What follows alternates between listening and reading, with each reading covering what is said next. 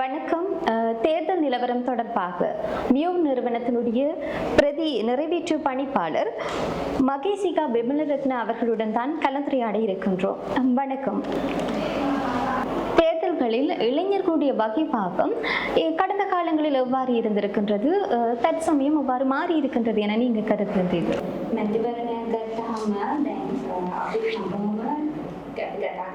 உங்களுக்கு தெரியும், தேர்தலில் வாக்குரிமை என்பது அனைவருக்கும் சமமாக கிடைக்கப்பெறுகின்ற ஒரு உரிமையாக காணப்படுகின்றது.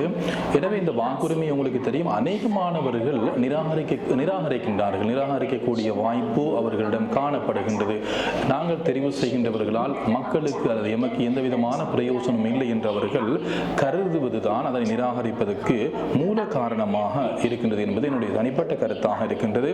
கடந்த காலத்திலே உங்களுக்கு தெரியும், இலங்கையில் ஏற்பட்ட நிலவரங்கள் அல்லது ஆட்சியாளர்கள் எடுத்த தீர்மானங்கள் அல்லது அரசாங்கங்கள் மேற்கொண்ட திட்டங்கள் தான் இவ்வாறான அந்த வெறுப்புணர்வை அல்லது மக்கள் மத்தியில் அந்த தன்மை ஏற்படுத்துவதற்கு மூல காரணமாக இருந்திருக்கின்றது. எனவே இளைஞர் யுவதிகளுடைய கனவு அல்லது எதிர்காலத்தை நனவாக்கக்கூடிய வகையில் அந்த செயற்பாடுகள் சரியான முறையில் மேற்கொள்ளப்படவில்லை. உங்களுக்கு தெரியும், அதனால் தான் அதிகமான இளைஞர் யுவதிகள் வெளிநாட்டை நோக்கி இடம்பெயர்கின்றார்கள். அது மாத்திரமல்ல, உங்களுக்கு தெரியும், தேர்தலில் நாங்கள் தெரிவு செய்கின்ற பிரதிநிதிகள் மக்களுடைய அபிலாசைகளை எதிர்பார்ப்புகளை நிறைவேற்றாதவர்களாகவே காணப்படுகின்றார்கள்.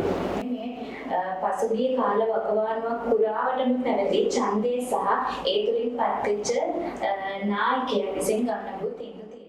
நிச்சயமாக நீங்கள் சொன்னது போன்று மக்களுடைய அபிலாசைகளை நிறைவேற்றாத போதுதான் இளைஞர்களும் அந்த வாக்களிக்கிறதுல கொஞ்சம் கஷ்டப்படுகிறார்கள். அதை வாக்களித்தும் எந்த ஒரு பிரயோசனம் இல்லை என்று நினைக்கின்றார்கள். அதன் அடிப்படையில் இனி வருகின்ற தலைவர்கள் எப்படி அமைந்தால் இது நல்லா இருக்கும், இளைஞர்களுடைய பங்கு பெற்றுதல் இருக்கும் என நீங்கள் நினைக்கின்றீர்கள்? தற்போது உங்களுக்கு தெரியும், சமூகத்தில் பல்வேறு வகையான பிரச்சனைகள் காணப்படுகின்றது. குறிப்பாக உழைப்புக்கு ஏற்ற ஊதியம் அல்லது சம்பளம் கிடைக்கப்பெறாத ஒரு பிரச்சனை உங்களுக்கு தெரியும். எனவே பெற்றோர்கள் எதிர்பார்க்கின்றார்கள் தங்களுடைய பிள்ளைகள் நல்ல முறையிலே ஒரு வேலையை தேடி அதற்கேற்ற உழைப்புக்கேற்ற சம்பளத்தை பெற வேண்டும் என்று. ஆனால் இளைஞருடைய எதிர்பார்ப்புக்கு ஏற்ப அந்த விடயங்கள் நிறைவேறுவதாக காணப்படவில்லை. உங்களுக்கு தெரியும், விலைவாசி அதிகரிக்கப்பட்டிருக்கின்றது. எனவே இளைஞருடைய அந்த கனவு உங்களுக்கு தெரியும் தவிடுபொடியாக இருக்கின்றது. போராட்டம் உங்களுக்கு தெரியும் கடந்த காலங்களில் நடைபெற்றது. இந்த போராட்டம் உலகத்திலே நடைபெற்ற பல்வேறு வகையான போராட்டங்களை அடிப்படையாக கொண்டு இலங்கையில் உருவெடுத்த அந்த பிரச்சனைகளுடைய வடிவமாகத்தான் அந்த அறகலைய போராட்டம் காணப்படுகின்றது. புதிய ஆட்சி ஒன்று அல்லது மாற்றம் ஒன்று தேவை என்ற அடிப்படையில் அந்த போராட்டம் மேற்கொள்ளப்பட்டது இளைஞர் யுவதிகளால். இருப்பினும் அந்த போராட்டம் இறுதி கட்டத்தில் உங்களுக்கு தெரியும் திசை மாறியதாக காணப்பட்டது. எதிர்பார்ப்பு என்னவென்றால் இளைஞர்கள் நல்ல ஒரு மாற்றத்தை அல்லது நல்ல ஒரு ஆட்சியை கொண்டு வர வேண்டும் என்பதுதான் இளைஞர்களுடைய யுவதிகளுடைய அந்த எதிர்பார்ப்பாக இருக்கின்றது. சமூக ஊடகங்களிலே இன்று பரவப்படக்கூடிய முக்கியமான விடயம் சுயமாக சிந்தித்து வாக்களிக்கக்கூடிய அந்த விடயம். இளைஞர் யுவதிகளுக்கல்ல, வாக்காளர்களுக்கு இருத்தல் வேண்டும். அனைவருக்கும் சம உரிமை காணப்படுகின்றது. வாக்களிப்பினுடைய முக்கியத்துவம் தொடர்பாக நாங்கள் எடுத்துரைக்க வேண்டும். வெளிநாடுகளில் இருக்கக்கூடிய இளைஞர் யுவதிகள் அதனுடைய முக்கியத்துவத்தை உணர்ந்து நல்ல ஒரு நாட்டை கட்டியெழுப்ப, நல்ல ஒரு ஆட்சியை கட்டியெழுப்ப முன்வர வேண்டும். அந்த ஆதரித்து வாதிடல் மூலம்தான் நல்ல ஒரு நாட்டை, நல்ல ஒரு சமூகத்தை, நல்ல ஒரு பரம்பரையை அல்லது நாங்கள் வாழக்கூடிய ஒரு நாட்டை கட்டியெழுப்ப முடியும். தற்பொழுது இளைஞர் யுவதிகள் உங்களுக்கு தெரியும் ஒரு தளத்தை அடிப்படையாக கொண்டு தங்களுடைய கருத்தை மையப்படுத்திய ஒரு செயற்பாட்டை முன்னோக்கி கொண்டு செல்வதனை நீங்கள் அவதானிக்கக்கூடியதாக இருக்கின்றது.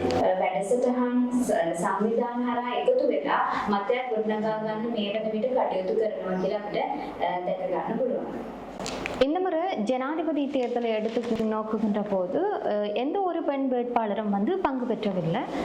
இது ஆணாதிக்க சக்தியை அதிகரித்து விட்டதாக காட்டுகின்றதா, அல்லாவிட்டால் பெண்களுடைய பங்கு பெற்றுதல்தான் அங்கு இல்லை என்று நீங்க நினைக்கிறீர்களா?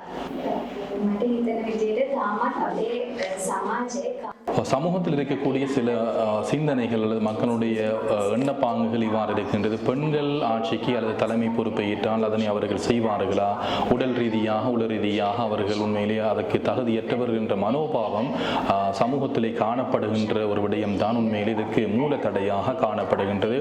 ஆணாதிக்கம் தான் உண்மையிலே ஆட்சி அல்லது பலம் பொருந்தியவர் என்ற எண்ணப்பாங்கு அதற்கு புறம்பாக மக்கள் மத்தியிலே காணப்படுகின்றது. எனவே பெண் வேட்பாளர்கள் முன்வராமைக்கு அதுவும் ஒரு காரணம் காரணமாக அமையப்பெறலாம். விருத்தி அடைந்த அல்லது புத்தாக்கம் நவீன தொழில்நுட்பத்திலும் கூடிய ஒரு சமூகம் தான் உலகம் தான் தற்பொழுது காணப்படுகின்றது. இலங்கையை பொறுத்தவரையில் உங்களுக்கு தெரியும், பெண்களுக்கு அந்த சந்தர்ப்பங்கள் வழங்கப்படாமல் தடுக்கப்படக்கூடிய வாய்ப்புகள் கூடுதலாக காணப்படுகின்றது. எனவே ஆணாக இருந்தாலும் பெண்ணாக இருந்தாலும் தலைமை பொறுப்பு உண்மையிலே அந்த இடத்துல திறமைகள் இருந்தால் அவர்களுக்கு செய்யக்கூடிய அந்த வாய்ப்பு வழங்கப்படல் வேண்டும். எங்களுடைய குடும்பம், பெண்களுடைய குடும்ப பின்னணி, அதே போன்று அவர்கள் விடுகின்ற சிறிய தவறுகள் காரணமாக அவர்கள் அந்த பொறுப்பை நிறைவேற்றுவார்களா என்ற ஒரு சந்தேகம் மக்கள் மத்தியிலே காணப்படுகின்றது.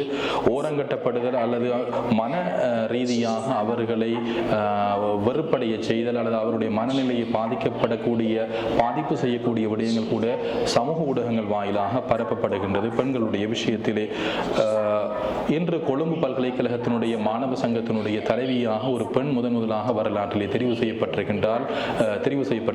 இது ஒரு முக்கியமான விடயமாக திருப்பு முனையாக இலங்கையை பொறுத்தவரையிலே காணப்படுகின்றது. இன்றைய உலகம் மாறியுள்ளது அல்லது மாறப்பட்டிருக்கின்றது.